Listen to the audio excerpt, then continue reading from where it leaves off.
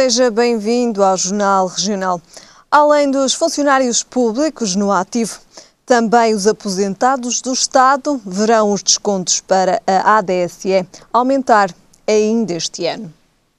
O Governo quer aumentar as contribuições dos pensionistas para todos os aposentados do Estado que tiverem uma pensão superior a 485 euros. Os descontos para a ADSE passarão de 1,5% para 2,25%. Para 2014, espera-se que aumente para 2,5%. Para além do aumento que já se faz sentir para os funcionários públicos no ativo, este ano os reformados que estavam isentos de descontos, com pensões até 727,5 euros, serão já afetados com esta medida presente no orçamento retificativo. Apesar desta norma ainda estar a ser negociada com os sindicatos da função pública, a medida já consta na proposta do diploma retificativo. Estima-se que serão afetados 540 mil beneficiários da ADSE no ativo e mais de 3 mil aposentados. O objetivo assenta na redução significativa do contributo dos serviços e do orçamento do Estado para este sistema, tal como exige o memorando assinado com a Troika. Assim, os organismos públicos e os fundos autónomos vão descontar 1,25% sobre o salário do trabalhador, uma redução face aos 2,5% que descontam atualmente. Os sindicatos já reagiram a esta medida e dizem ser inadmissível, mostrando ser ainda pior depois das malfeitorias todas que já têm feito aos pensionistas. Faz também parte da proposta enviada aos sindicatos o aumento do horário de trabalho na função pública de 35 horas para 40 horas por semana em 2013. O documento será discutido com os sindicatos na reunião da próxima semana. E ficamos agora com a síntese das notícias regionais.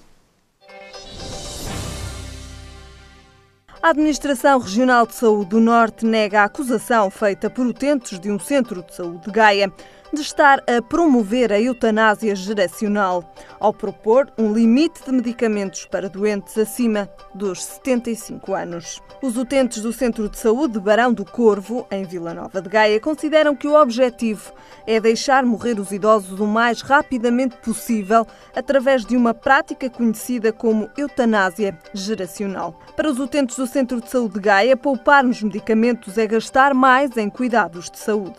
O vice-presidente da ARS Norte, Rui Cernadas, afirmou, em resposta às críticas, que o comunicado da Comissão de Utentes mostra como a ignorância técnica e científica pode pôr em risco a segurança dos doentes e agravar o erro clínico. Foi inaugurada no aeroporto do Porto uma loja do Passaporte, o Serviço de Estrangeiros e Fronteiras, onde é possível ao cidadão nacional pedir o passaporte. Este é um serviço que já existia no aeroporto da Portela, onde chegaram a ser emitidos 1.600 passaportes. Para os clientes que solicitarem o documento até às 11 horas, poderão recebê-lo até às 18 no aeroporto. Segundo o ministro Miguel Macedo, este serviço é uma forma de incrementar mais uma valência no aeroporto Francisco Sá Carneiro e sublinhou que o cidadão não pagará mais pelo serviço do CEF. Transformar uma notícia de jornal ou qualquer outro material sem propósito dramático em cenas ou ações teatrais. Esta é a técnica que será apresentada no workshop da Faculdade de Letras da Universidade do Porto, nos dias 28, 29 e 30 de maio. O workshop do Teatro Jornal, que está a cargo da Associação de Estudantes da instituição, destina-se a todos os estudantes que queiram participar na atividade, que reúne exercícios, jogos e técnicas teatrais elaboradas pelo teatrólogo brasileiro Augusto Boal. Pedro Ferreira e Samanta Correia, estudantes do mestrado em Multimédia da Faculdade de Economia da Universidade do Porto, são os autores de A Cidade Onde Moro, um documentário elaborado no âmbito académico e que até já marcou presença num festival em Paris. Para Pedro Ferreira, o que marcou a diferença foi o facto de não apresentar o centro do Porto como um postal turístico ou como uma reportagem jornalística. O feedback obtido superou as expectativas, afirmam os dois estudantes, que nunca esperaram ser convidados para apresentar o seu projeto num festival internacional, tal como aconteceu. motor da República é o mote da mais recente exposição da Alfândega do Porto. Para ver estão as viaturas que serviram os presidentes de Portugal a partir da Primeira República e até aos nossos dias. De objetivos traçados e sonhos alcançados, um projeto desde há 5 anos trabalhado está agora em execução. A Alfândega do Porto recebe em exposição permanente o motor da República, os carros dos presidentes. Esta exposição conta a história em 4 rodas dos anos passados em Portugal, desde a Primeira República à democracia, começando pelos coches e terminando nos veículos dos ex-presidentes.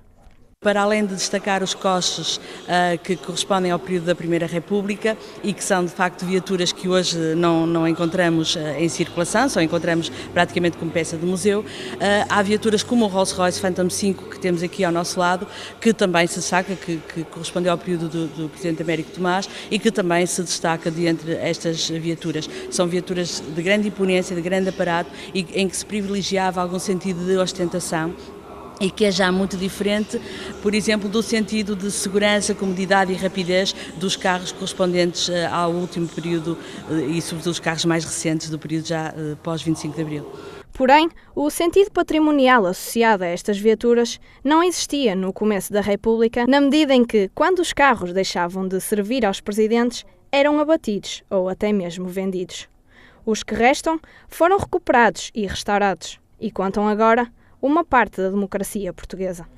De alguns deles conhece ainda o paradeiro, pertencem a coleções particulares ou pertencem a museus, outros já conseguiram ser recuperados pela Presidência da República e foram restaurados para constar nesta exposição, mas não a totalidade. Para manter o mesmo brilho de outrora, os veículos serão conservados por um especialista de automóveis da época que garante a conservação desta exposição até o ano de 2025. Porém, os valores inseridos na nossa República não estão apenas representados através das viaturas, mas também através de objetos utilizados pelos ex-presidentes. Uma boa maneira de conhecer a história daqueles que nos representaram e de dar prestígio à cidade do Porto. Aqui estão presentes os valores da República e pensamos que nas últimas décadas, durante as últimas décadas, nada aconteceu tão significativo como esta exposição. Acho que é uma magnífica exposição que o Porto merece e que pensamos que deve ser visitada por muita gente. De entre os exemplares expostos, destaque para o Packard Super 8, que esteve em serviço do primeiro Presidente da República durante o Estado Novo, Marechal Oscar Carmona. E como última viatura utilizada para Américo Tomás, um imponente Rolls-Royce Phantom 5, que foi utilizado também para transportar a Rainha Isabel I de Inglaterra em 1985, na sua visita a Portugal. Mas acho que os carros que aqui estão são fantásticos, são emblemáticos e a partir deles já se pode contar a história da República Portuguesa, o que será fantástico, nomeadamente para os alunos das diferentes escolas do país. A história da República em 4 rodas já pode ser visitada na Alfândega do Porto. O diretor da exposição deixa um apelo. Que nós, portuenses, nós nortenhos, temos mais é que neste momento, a partir do momento em que dispomos desta exposição, vir visitá-la. É o convite que nós deixamos chegar a todos os cidadãos. É que venham visitá-la, merece. Vão gostar e vai valer a pena. A Junta de Freguesia de Santa Marinha levou os seus alunos a visitar o Centro Histórico de Gaia, uma iniciativa que decorre anualmente e que tem como pontos de referência o Convento Corpus Christi, as Caves de Vinho do Porto e o Mosteiro da Serra do Pilar. A Junta de Freguesia de Santa Marinha proporcionou um dia único aos alunos do 3º ano das escolas da freguesia. Logo pela manhã, os alunos das escolas da Praia e do Marco foram contemplados com uma visita ao Convento Corpus Christi, às Caves do Vinho do Porto, ao Mosteiro da Serra do Pilar, entre muitos outros pontos históricos. Para o presidente da Junta de Freguesia, Joaquim Leite, esta é uma iniciativa que há 12 anos faz parte do plano de educação das escolas de Santa Marinha. Enquadra-se numa aula pedagógica que nós entendemos que ser de grande interesse para a educação e de grande interesse também para a freguesia. Santa Marinha tem um centro histórico rico em património e beleza natural, com paisagens para o Rio Douro que podem ser vistas e contempladas através de uma viagem no teleférico entre o cais da cidade de Gaia e o tabuleiro superior da Ponte Dom Luís. Este foi um dos pontos mais apreciados. Ei, não vem aí a professora! Ali. É um visto, olhar para trás. Pois é. Santa Marinha tem um centro histórico digno de ser conhecido pelos jovens. Esta visita de estudo é uma mais-valia para os alunos, na medida em que incute nas crianças o valor patrimonial de uma forma mais benéfica e interessada. Estas aulas fazem aquilo que nós demoramos muito mais tempo a fazer dentro da sala de aula, porque deixa muito mais recordações nos meninos e é vivido, por isso eles vão se lembrar sempre do que aprenderam hoje, de certeza. Na passagem pelo quartel, o comandante mostrou a sua satisfação em receber os alunos.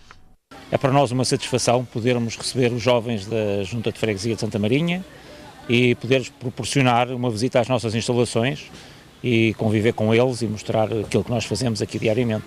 A visita terminou com a habitual fotografia de grupo junto ao monumento de homenagem aos militares falecidos em defesa da pátria. É caso para dizer, para o ano há mais. O Dia do Autor Português celebra-se hoje, 22 de maio, um dia marcado por homenagens a todos aqueles que fortalecem a identidade da cultura portuguesa. Uma mensagem, um elogio à palavra, milhares de ideias e muita inspiração. Todas as cartas de amor são ridículas. É esta a opinião de Fernando António Nogueira Pessoa, ou melhor, de Álvaro de Campos, heterónimo revoltado, diferente dos demais. Ele sente exageradamente como qualquer pessoa apaixonada e demonstra, através de um simples papel, os sentimentos. Escreve palavras que, se faladas, não possuem a mesma essência que escritas. Hoje, escrever cartas de amor é isso mesmo, ridículo. A vida é composta por 1000 histórias que se vão tecendo e juntando para construir uma teia. As armas e os barões assinalados foi o mote para a conquista contada por Camões, exaltando a imagem dos portugueses, onde à cabeça seguia Vasco da Gama, comandando as suas cascas de nós, os seus navegadores. Porque será que Camões chamou à sua obra os Lusíadas, e não o Lusíada, ou a história de Vasco da Gama? Para muitos, o herói desta história é só um. Mas Camões, arregalando o seu único olho, diz que Luso, não as águas, mas o povo português é o verdadeiro herói. Se com um olho ele foi o príncipe da poesia, o que teria sido se tivesse os dois? Deixando o mar e voltando à terra, ao café onde Pessoa passava o seu tempo entre letras e pontuações, entre o pastel e um copo de vinho fino, e trazendo um ser superior para a conversa, pensando ele que, Deus quer, o homem sonha e a obra nasce. Foi exatamente isso que aconteceu com os portugueses quando partiram rumo ao desconhecido, à procura de novos mundos. Uma simples frase que retrata o feito do povo português. Se Deus não quisesse, o homem não sonharia e a obra não nasceria. O Dia do Autor Português, que se comemora no mês de maio, é dedicado a todos os profissionais da criação e do desenvolvimento de ideias, a todos aqueles que enriquecem a identidade cultural do nosso país. Mas a cultura portuguesa não é feita somente de escritores. A pintura, a música ou o cinema são áreas artísticas que possuem o mesmo saber. O artista tem o dom de dar mais do que aquilo que tem. Ele não inventa, redescobre. Ele é os olhos, os ouvidos, a voz da humanidade. Por detrás de cada homem existe pelo menos um criador. Os controladores de tráfego aéreo têm um papel fundamental no movimento das aeronaves. Stress e segurança são duas palavras que andam sempre de mãos dadas na profissão destes sinaleiros do céu. Todos nós estamos habituados a ver estas imagens no nosso dia-a-dia. Estradas, carros e mais carros, filas de trânsito, engarrafamentos. Os sinais de trânsito ditam as regras para os automobilistas e os polícias controlam o comportamento dos cidadãos. Mas e no céu? Tiremos então os pés da terra para perceber afinal como é a realidade dos responsáveis pelo controle aéreo, os sinaleiros do céu. Este é o local de trabalho destes profissionais atentos todos os dias às máquinas voadoras.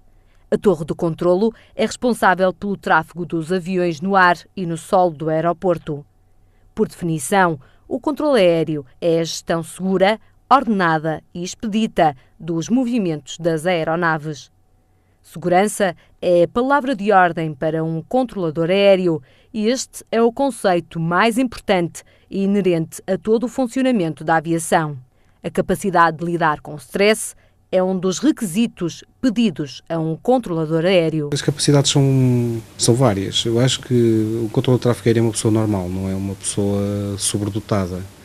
Agora tem que ser uma pessoa com uma capacidade de resistência ao stress bastante grande, tem que ser uma pessoa metódica, uma pessoa estudiosa, tem também que conseguir ter uma atenção dispersa, porque as solicitações ao desempenhar a função de controlador de tráfego aéreo, sejam na frequência dos aviões, sejam no radar, sejam na coordenação no telefone, o colega que está ao lado, então há uma quantidade de solicitações, portanto o controlador tem que ter uma capacidade dispersa bastante boa para conseguir gerir toda a informação que lhe chega.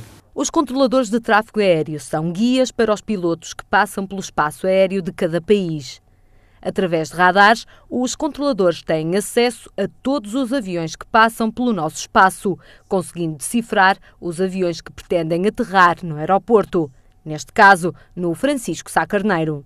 Antes de 4 minutos de aterrarem, os aviões começam a ser seguidos pela torre de controlo. Para evitar barreiras de comunicação, a língua falada é o inglês e no relógio as horas, minutos e segundos são universais, de modo a evitar as diferenças com o fuso horário. A aviação funciona de uma forma cooperativa e as regras são iguais para todos. As normas que gerem o controle do tráfego aéreo são as mesmas que gerem quem voa. Os controladores de tráfego aéreo são humanos, também podem errar. Estamos treinados para não errar, mas podemos errar. E, no fundo, a aviação funciona de uma forma cooperativa. Se, porventura, um controlador comete um erro, que pode acontecer, os pilotos, se um piloto ou outro controlador se apercebe que houve ali um erro, intervém e pode ir contra essa decisão. Mas nos céus que há um século foram conquistados pelo homem, andam também os pássaros. As aves podem ser vistas como uma ameaça para o bom funcionamento das aeronaves e, por isso, há medidas a ter em conta. Uma delas são os canhões de ar comprimido, que portanto, emitem um som muito alto, idêntico ao disparo de uma arma de fogo, e que assusta as aves. O problema dessa medida é que, com o passar dos anos, os pássaros habituam-se. A outra medida mais eficaz são aves de rapina. Temos neste momento 3, se não me engano, 3 aves de rapina no aeroporto, que são a medida mais eficaz que há. No entanto, não é controlável a 100%, evidente, não é? A natureza.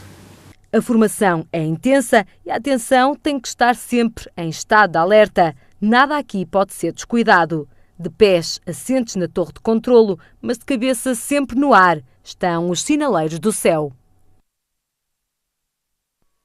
E passamos agora ao comentário neste Jornal Regional. Comigo tenho César Oliveira. César, boa tarde, obrigado pela sua presença. Começamos precisamente com os descontos para a ADSE, que vão aumentar ainda este ano, e para além dos funcionários públicos no ativo, também os aposentados do Estado verão então estes descontos aumentarem. Será isto suficiente? Está em discussão na concertação e é um projeto que o Governo pretende implementar, nomeadamente em relação e com vista à sustentabilidade daquele sistema. Sabemos que é um sistema que está direcionado só para os funcionários públicos. Há aqui alguma desigualdade em relação aos privados e até alguns funcionários, alguns trabalhadores do setor público que não são abrangidos para a DSE. Bom, e o Governo com isto procura fazer aqui alguma compensação daquilo que é necessário para a sustentabilidade. São aumentos pouco significativos. Estamos a falar este ano que se prevê de um aumento de 0,7%, embora para o ano seja talvez de 1%, e nomeadamente não atinge ou espera-se que não atinja os ordenados mínimos nacionais, que é só a partir do ordenado mínimo nacional, ou seja, 485 euros. Exatamente. Quando, bom, é realmente uma perda de regalias, porque até agora os funcionários públicos ganhavam até 700 e tal euros, estavam isentos do pagamento. Agora vão passar a pagar. É um agravamento no orçamento das pessoas, e é de lamentar. É de lamentar, mas... Em contrapartida? Em contrapartida, quer dizer, os funcionários veem mantida essas regalias, dá maior sustentabilidade, quer dizer, a manutenção dessa regalia, que eu espero que seja suficiente, estas medidas, este agravamento seja suficiente para manter esse, e até, digo, para poder o Governo, até, desejável era que pudesse estender ao setor privado uma regalia que tivesse, as regalias sociais que pudessem ter maior abrangência, porque no fundo é aquilo que a expectativa dos trabalhadores é terem cuidados de saúde mais garantidos para os seus familiares, quer dizer, é um pouco... No passado, as pessoas, quando permitiam aforrar-se, ou quando tinham a possibilidade de aforrar, queriam pôr sempre um bocadinho de lado para uma doença que existisse e tal. Portanto, haver um sistema que garanta, de alguma forma, essa prevenção da doença ou o combate às doenças, acho que é importante. Neste caso, a ADSE? E no caso da ADSE, é um benefício acrescido em relação aos outros trabalhadores, mas eu defendo é que não se deve acabar com os benefícios que existem, deve-se procurar caminhar no sentido de que toda a gente tenha os mesmos benefícios. Conseguir mantê-los. Sim, senhor. Mas, de facto, era, digamos assim, foi inesperado, embora já estivesse previsto no Orçamento do Estado. Sim, no Orçamento do Estado, e é uma discussão que tem sido mantida nos parceiros sociais, da mesma maneira que está previsto neste mesmo pacote, digamos, o aumento da carga horária para os trabalhadores da função pública para as 40 horas. Bom, isso poderá aumentar um pouco aquilo que é o rendimento da mão de obra e alguma uniformização com o setor privado, não é? Temos que ter consciência que nos temos que ajustar e contribuir um pouco com os nossos sacrifícios. Exatamente, ajustar-se então. Espero que Portugal recupere rapidamente para poder voltar tudo à normalidade. Hoje, o Ministro das Finanças, que está precisamente na Alemanha, disse que as PMEs portuguesas irão possivelmente ter investimento alemão. Isto, de facto, é importante para Portugal. Vai, de alguma forma, digamos assim, também estimular outros investimentos estrangeiros no país? Há poucos dias o Ministro da Economia anunciou alguns eixos para o desenvolvimento dos meios de produção e o desenvolvimento das empresas e a criação de condições para que as empresas sejam mais competitivas nos mercados externos. Eu defendo que, aliás, é de aplaudir, naturalmente, que esta diligência do Ministro Vítor Gaspar, junto do seu companheiro das finanças da Alemanha, que, através do Banco de Fomento Alemão, que se possa criar linhas de crédito de apoio às empresas portuguesas. E eu acho que até o objetivo ainda poderá ir mais longe, embora com alguns perigos que se tem que acautelar e que os empresários portugueses e o próprio Estado português têm que regular, que é a participação de capitais alemães, neste momento através do Banco de Fomento, em participação das empresas portuguesas. Ora, isso tem vantagem se criar condições às empresas portuguesas para reforçar o seu capital de produção e que, consequentemente, as empresas alemãs também possam corresponder ao escoamento desse produto. Isso acho que é vantajoso para Portugal, para as empresas portuguesas, é de aplaudir este esforço, mais este esforço. Não? Dinamizar aqui o tecido económico português. A economia, nomeadamente, e especialmente a economia de bens transacionáveis, como é o caso das exportações, porque esses que fazem, também fazem, têm uma contribuição acrescida para o PIB de Portugal. As PMEs portuguesas, de facto, precisam desta injeção de capital a verificar-se e, de facto, a concretizar-se? Muito. As empresas, as pequenas e médias empresas são sempre, nas crises, um setor da economia que melhor colabora para a ultrapassagem das crises que são instaladas no país. Tem assim ainda que acontecido em Portugal. Naturalmente que as grandes empresas geram os seus lucros, mas porque também são maioritárias, as pequenas e médias empresas são maioritárias no país, representam percentualmente uma parte interessante, muito importante, no emprego e na geração de riquezas. E, naturalmente, que estes apoios, estes programas, são altamente benéficos, nomeadamente aqueles que, volto a dizer, aqueles que foram anunciados pelo Ministério da Economia para os eixos de desenvolvimento da nossa economia, através de dotação das empresas, pequenas e médias empresas, para a sua reorganização, no sentido de melhor produzirem e mais produzirem. Portanto, é de aplaudir estas medidas e eu fico contente que isso seja uma preocupação permanente dos governantes e, nomeadamente, das associações empresariais. Fala-se na possibilidade da participação da Alemanha na criação em Portugal de um banco idêntico a este, um banco de desenvolvimento alemão, que é aquele que se verifica então na Alemanha. A concretizar-se, seria benéfico para Portugal? É benéfico, é a forma que se pode encontrar para depois participarem nas empresas, nos capitais das empresas portuguesas. É sabido que há muitas empresas hoje em dia que são participadas pela banca privada e pública. Isto é um pouco aquilo que é mais uma medida que pretende desenvolver a ajuda paralela, nomeadamente, em relação às ajudas das pequenas e médias empresas. Portanto, é um banco de proximidade, se quisermos, com a retaguarda do Banco de Fomento Alemão. E o próprio governo alemão. Portanto, isto por um lado, podem entender-se que é uma dependência, mais uma dependência da Alemanha, mas eu quero dizer o seguinte, eu tenho consciência, eu acho que a Alemanha tem todo o interesse em que a economia portuguesa saia fortalecida, porque contribui para aquilo que é, aliás, não esquecer que a Alemanha tem muitos interesses instalados em Portugal e muito do seu produto é colocado em Portugal. O mercado português é um mercado de consumo de produtos alemães, nomeadamente em relação às tecnologias mais avançadas. E eu acho que a Alemanha também tem a ganhar se realmente a indústria e a economia portuguesa ficarem mais fortalecidas, portanto, é de aplaudir. Muito bem, para terminarmos só este comentário de hoje, vamos tocar aqui num tema, numas declarações que certamente surpreenderam muita gente hoje, as declarações do pai do primeiro-ministro, Pedro Passos Coelho. Como é que poderemos interpretar estas declarações? De uma forma normal, Helena. Porque não sei se acontece consigo ou se acontece comigo, acho que acontece com toda a gente, quando nós encaramos novos desafios na nossa vida privada, a nossa família faz-nos sempre alguma retaguarda e vê sempre além daquilo que às vezes nós não vemos e preocupa-se com aquilo que é o melhor para o seu familiar.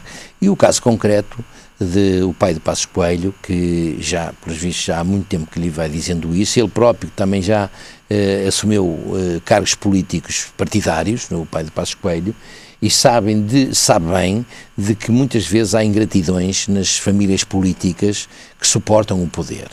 E o primeiro-ministro Passos Coelho realmente, sendo filho oriundo de uma família que tem essa doutrina, teve que aplicar em primeira instância, porque ele tem o dito, e é bem que assim seja, primeiro o país, depois o partido, e quero dizer, com todo respeito para as divergências, que o primeiro-ministro tem feito os possíveis para evitar males maiores ao país, mas males maiores. Portanto, e depois o que é que isso gera? Na família, o que é que acontece? Estamos praticamente ficamos frustrados quando sabemos que um familiar nosso está a fazer melhor pela causa pública e é incompreendido pela população, nomeadamente pelo eleitorado. Portanto, palavras então aqui de preocupação expressas admito que eles façam uma festa quando o filho tiver condições para voltar ao seu seio. Muito bem, César, voltamos então a ver-nos para a semana. Boa noite, Quanto a nós, ficamos agora a saber como estará o tempo amanhã. E é esperado céu limpo em todo o país. Quanto a temperaturas, o Porto espera uma máxima de 23 graus e uma mínima de 11. Em Lisboa, a máxima será de 25 graus e a mínima de 13. E em Faro, a máxima será de 24 graus e a mínima de 15. É tudo por hoje. Já sabe, a informação está de regresso amanhã. Até lá, fique bem.